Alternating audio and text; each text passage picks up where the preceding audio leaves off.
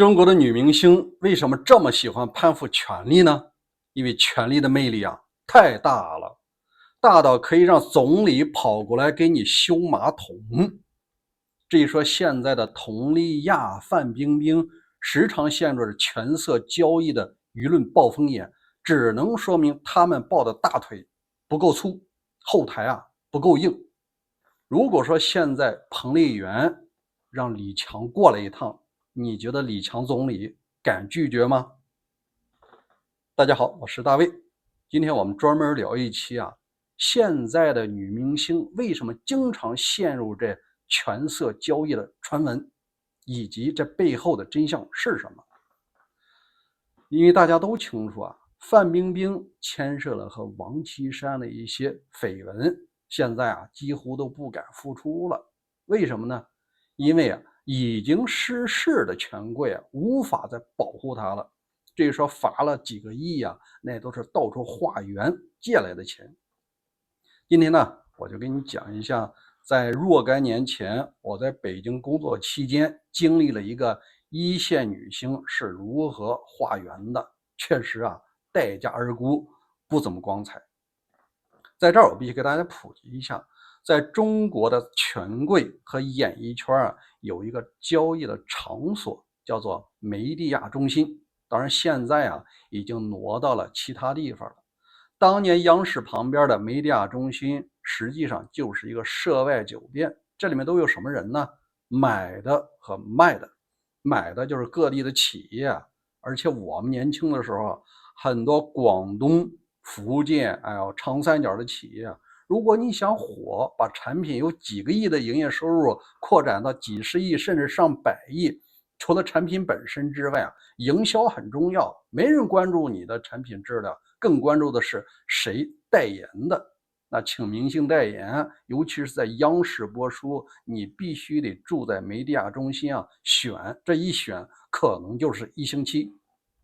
因为当年呢，我们也参加过一些这些活动，就是说老板做起来，你哪家演艺公司的把明星拉过来，我的产品如果很牛的话，我要请一线，至于说是著名演员金鸡奖、飞天奖那个有些只能是入门的。比如说当年的爆红的小燕子赵薇也不容易，为啥呢？福建有个企业呢，让他代言一个饼干，叫做什么好吃点，好吃点，好吃你就多吃点。年轻的时候可能很多人都听过这广告。老板不满意说为什么呢？不够风骚你再骚点儿。你看看，艺人在他们眼里就是一个待价而沽的工具和商品而已，哪来的尊重啊？至于说这个骚一点呢，往往是企业和演艺公司达成的交易，因为他们的代言费用通常不会低于500万贵的可能是1年1000多万，往往呢是连签3年2000万到3000万。那你说这些钱真正到艺人兜里有多少呢？是不是和演艺公司五分成嘛？很难。大多数据我了解到艺人兜里已经是3期开了，演艺公司拿大头，演员呢只能拿一个小头，因为他们自己也有 KPI 你看像赵薇这种爆红的一线演员到手里实际上不足1000万。你看吧，一级演员都是如此，那些不太红的呢，为了完成指标他就时常的在梅地亚中心自己要找活，演艺公司也要找活，要推荐。你看当时我经历过有一次呢，一个做食品的行业选角的时候，选这个代言人，几家公司挨个上场表演什么新疆舞才艺，这说像佟丽娅这种级别的，他们当年也干的是这个活。所以说艺人非常难，不容易。那我们来说说，那真正的艺人知道赚这个钱呢，某种程度上就跟要饭差不多，他们最愿意赚的什么钱呢？是权贵的钱。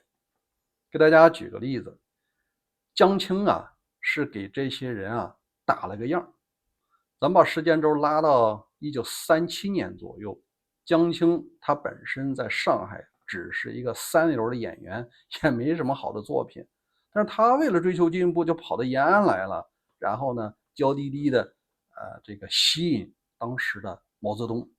老毛这个人呢春心大发，最后把他给收了。一开始啊是留下来吃饭，后来呢就留下来睡觉了。因为那时候他和他的这个太太呢已经分居了啊，没有结婚。你看看这事儿最后啊就直接结婚了。那到了1968年的时候，当年这个三流演员已经混到了副国级，因为他的后台啊足够硬，是毛主席嘛。给大家透露一个细节，那就是1968年3月份，这个当时总理周恩来要召开一个中央的碰头会。会刚开始啊，就说今天的会议啊非常重要。这江青不干了，他把这笔往桌子上一摔，说：周总理，你不关心我的生活，你这样会影响毛主席。总理啊直接吓坏了。为啥呢？因为江青说我的马桶坏了。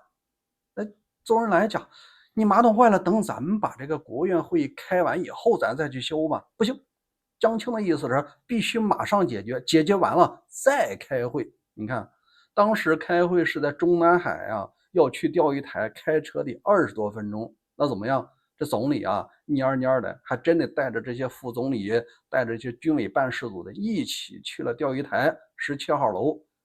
江青说了，北京冬天这么冷，这马桶啊太凉了，搞得我都差点感冒了。我要感冒了以后，我就会传染给毛主席，然后毛主席感冒了以后，全国都得感冒，这耽误国家大事吗？你看这帽子扣给周恩来啊，周恩来是一点脾气没有，他赶紧蹲下来啊，端下的马桶说：我回去安排人把这马桶盖给你好好修好了。不依不饶的，最后啊才放这个总理走。你看看，如果说女明星攀对了权贵啊，这总理都得蹲下来给你修马桶。这件事儿怎么来的呢？是当时的参会者总参谋长上将黄永胜的回忆录。因为当时的这个中央的政治局已经被打散了，很多政治局委员已经被批臭了。真正决策的是一个办事组，一个是军委的，一个是国务院的，一个是这个江青。真正说了算的还是这个文革副组长江青。至于说1号的组长陈伯胆，那只能是挂个名儿。正是因为有江青这飞扬跋扈啊，让所有中国后来的演艺人士，唱歌的、跳舞的、演电影的、写书的，他都有一个梦想，就是你唱一辈子歌，演一辈子电影啊，没有太多的人尊重你，你也挣不着太多钱。但是你一旦攀附了权贵，你就可以干到副国级。因为江青最终啊，他就干到了政治局委员、副国级。本来老毛是把他圈到那政治局常委名单的，只是后来他被抓了而已，要不然啊，他就妥妥的正国级了。咱们再说后面的例子，既然有这个第一碗酒垫底啊，后边的艺人也有样学样。比方说10几年前啊，比较红极一时的汤灿，军中的妖姬，当然这个名字不太好啊，据说现在他已经复出了。他呢一开始和刚才聊到的赵薇一样，都是靠自己的能力唱功打上来的。那打上来以后啊，各个企业都惦记你，也属于在梅地亚包间里待价而沽的商品。那你得找老大，找靠山呀。他当时找到了军方的靠山，穿上了军装，他已经是国家一级演员，已经是大校级，享受正师级待遇了。当时有个渠道叫做特招入伍。自从他有了军方的靠山啊，再也没有人敢小看他，敢去让他这个扮演什么骚不拉几的那些角色了。那后来他是怎么往上爬的呢？他一直攀爬到了北京军区战友歌舞团，然后再往上一直到了这个徐才厚，政治局委员和军委副主席呀。那你只要是攀上了这副主席的高枝儿，你就掌握了很多信息和权力。他之所以被判入狱5年多，原因啊很简单，他是一个唱歌的，但是他认识徐才厚，他参与了跑关，利用自己的影响力啊，收了大钱了。有很多人正团升副师，对吧？正师你要升副军，再往上走，光自己的角色不行，你得让管全军政工的这个徐才厚，那你就得找这个军中妖姬呀。所以汤粲收了不少钱。当然了，他被坠落也是因为他的后台进去了。你看现在人们传闻的权色交易的时常出现的人物，像佟丽娅呀、范冰冰啊，还有其他的冰冰啊、赵薇啊，因为他们没有靠山，并不算体制内，所以他们啊时常成为这些角色的牺牲品，也成为普通老百姓的谈资。好，关于军中的这些歌舞团啊，还有前进歌舞团和战旗歌舞团，也都有一些惊悚的故事。当然，时间关系，今天咱不聊啊。如果你感兴趣呢，咱们抽时间吧，再给大家聊聊其他军中这个妖姬的故事。咱们明天见吧。